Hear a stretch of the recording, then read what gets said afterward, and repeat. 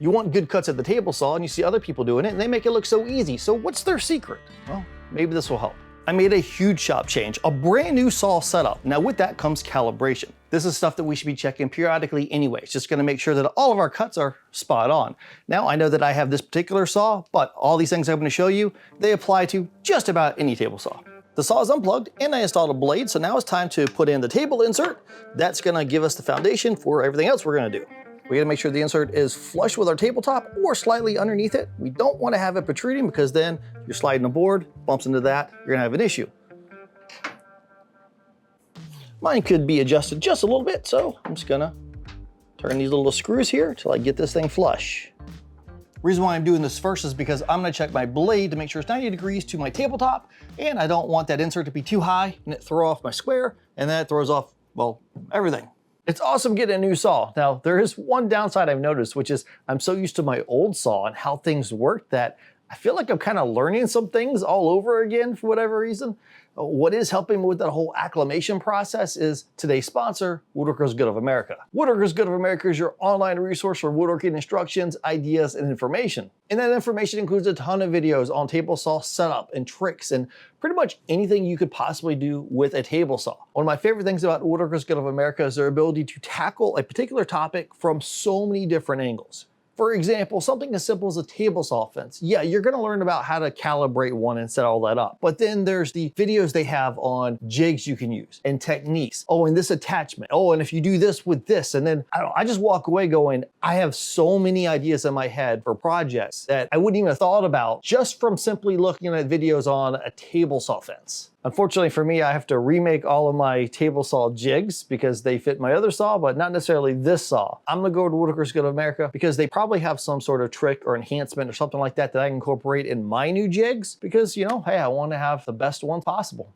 I put a link down in the video description below. Go down there and click on that link or scan the QR code that's up on the screen. You're gonna unlock 1 year's premium membership to Woodworkers Good of America for only $1.49. This is for new members only. You're gonna learn something from them, so check them out. Thank you to Woodworkers Good of America for sponsoring this video. Now, I think the next step for me is I need to get that blade at the exact angle I need for me to do the other things that lead to the other parts that I need to do. I'm gonna raise the saw blade all the way up. It's gonna give us the most precise measurement whenever we're checking for square. I wanna make sure my square is laying on the tabletop, not necessarily the insert. I don't want it to be dipped down or raised up. And to make sure that the blade of the square is in between some of these the teethuses.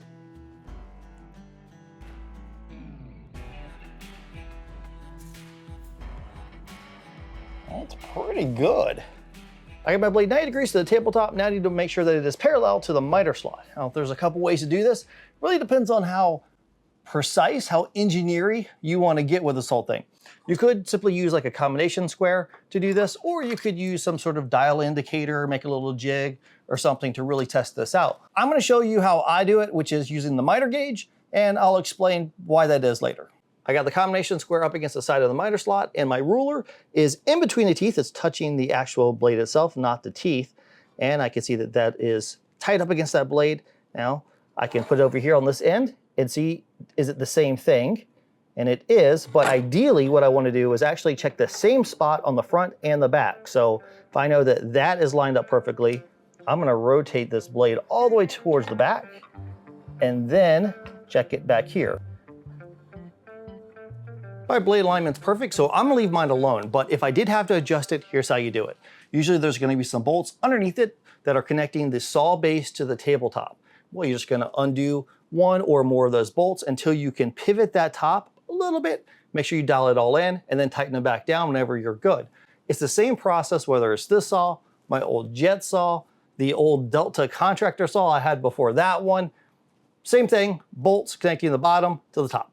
There's a few other things we can do with the blade in a few minutes, but let's jump over to the table saw fence. We gotta adjust this in two ways. We gotta make sure that it is 90 degrees to the tabletop, but then also make sure it's parallel with the miter slot, just like we did with the blade and this miter slot.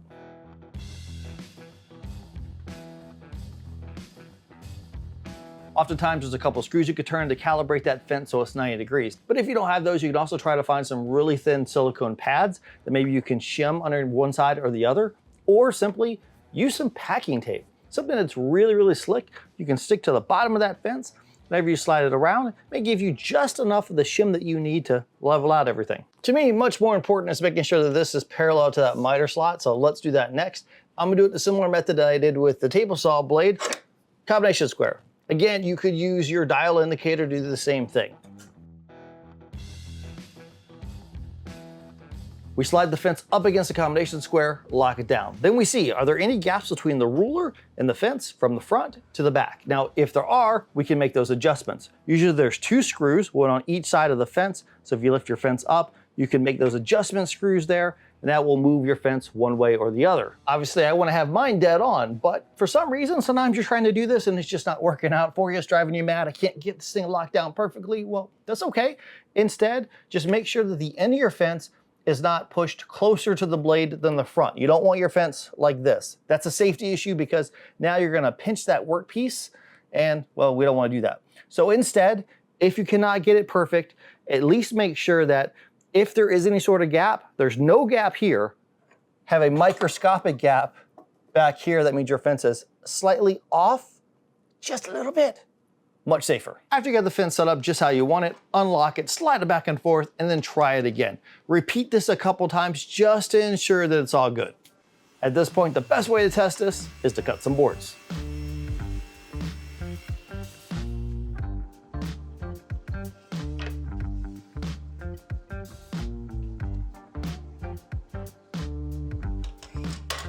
Let's talk about miter gauges for a minute, because most of the cuts I make on a table saw involve a miter gauge. And if I'm not getting great cuts, odds are this is probably involved in some way. So one of the first things is making sure that my miter gauge doesn't have any slop in it. As in, I want it to be tight against that miter slot and not, it shouldn't, you know what I mean? Just, we gotta make sure it's tight.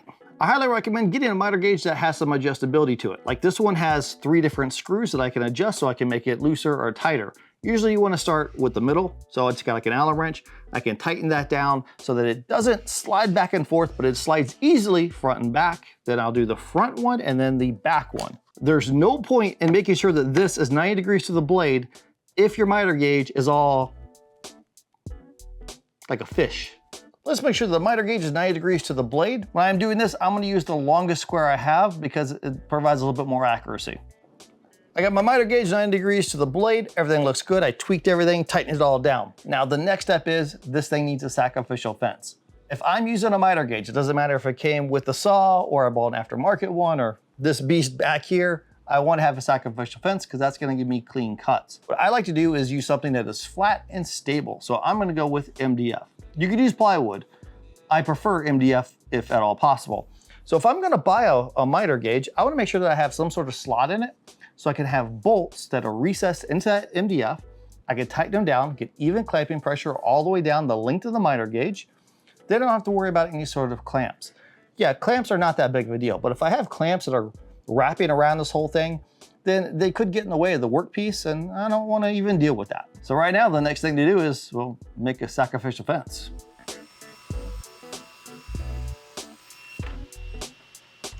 I drilled a series of recessed holes down the length of the board, and then I drilled through holes through the middle of each one of those. Those are for the bolts that are going to be used to connect the sacrificial fence to the miter gauge. I tend to drill more holes than what I really need. This is a sacrificial board. That means it's going to get cut up and it's going to get cut shorter and shorter and shorter as I'm working with it.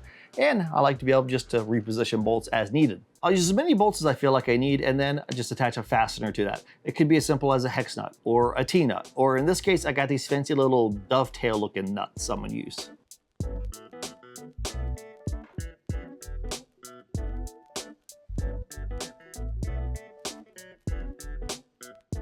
Okay, I installed my new MDF fence and I made sure it's 90 degrees to my blade. Now, earlier I talked about making sure the blade was parallel to that miter slot. And there's a couple ways to do that, right? You could use a dial indicator or something, or a combination square.